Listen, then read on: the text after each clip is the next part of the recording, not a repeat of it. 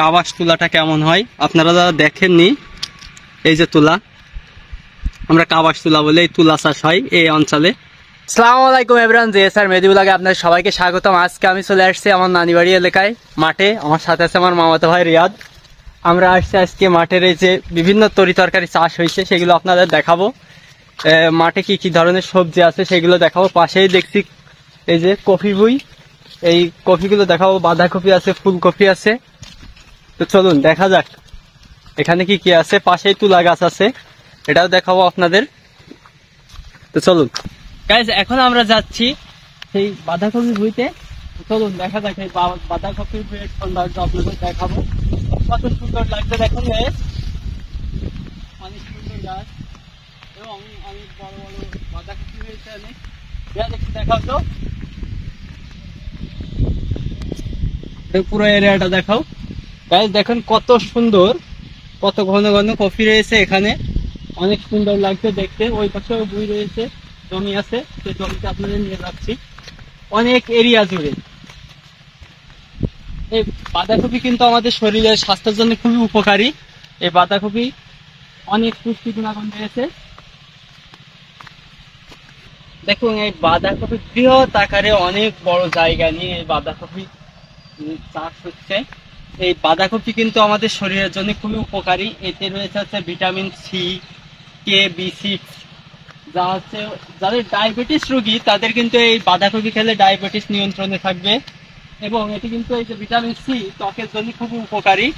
আপনারা বেশি বেশি এই শীতকালীন সময়ে, যেহেতু এটি শীতকালীন সবজি, আপনারা এই শীতকালীন সময়ে বেশি বেশি বাঁধাকপি খাবেন। অনেকেই বাঁধাকপি খেতে চায় না, হাঁস মুরগির দিয়ে খাওয়ায়, কিন্তু আসলে এটা আমাদের শরীরের জন্য খুবই উপকারী একটি সবজি। আপনারা বেশি বেশি খাবেন। দেখেন এখানে কত সুন্দর, কত এরিয়া নিয়ে এই বাঁধাকপি চাষ হয়েছে। এপাশে পাশেই চাষ হয়েছে সিম, তাহলে একটি সিমটা দেখায় আসলে।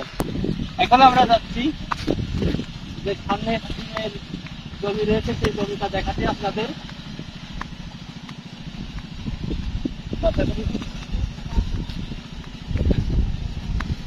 এখানে সিম চাষ হয় এই সাইডে। এখানে কি আছে দেখি আমরা একটু।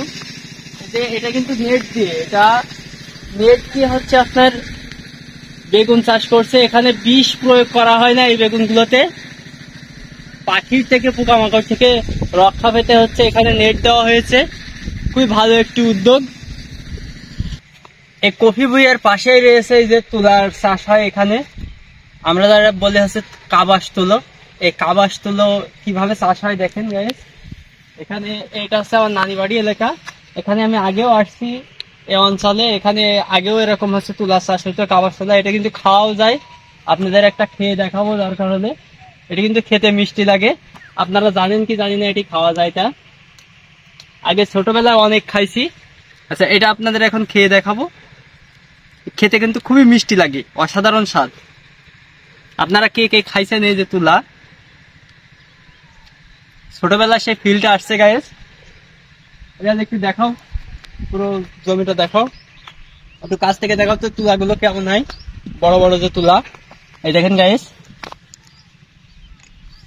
দেখা যাচ্ছে ক্যামেরা আসছে। এই যে বড় বড় তুলা, এর ভিতরে তুলা। এই যে ভিতরে কেমন দেখতে, বড়গুলো একেবারে তুলা হয়ে যায়। এই যে খেয়ে দেখাচ্ছে আপনাদের,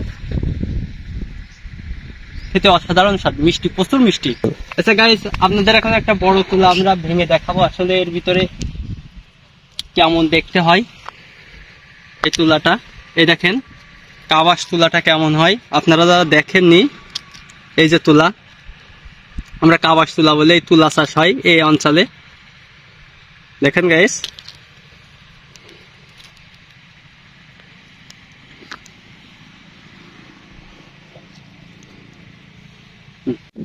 আজকের মতো এই পর্যন্তই। আজকের ভিডিওটি যারা ভালো লেগেছে অবশ্যই লাইক, কমেন্ট, সাবস্ক্রাইব করতে ভুলবেন না। যারা ফেসবুক থেকে দেখছেন পেজটি ফলো দিবেন, আর যারা ইউটিউব থেকে দেখছেন চ্যানেলটি সাবস্ক্রাইব করে পাশেই থাকবেন। আল্লাহ হাফেজ।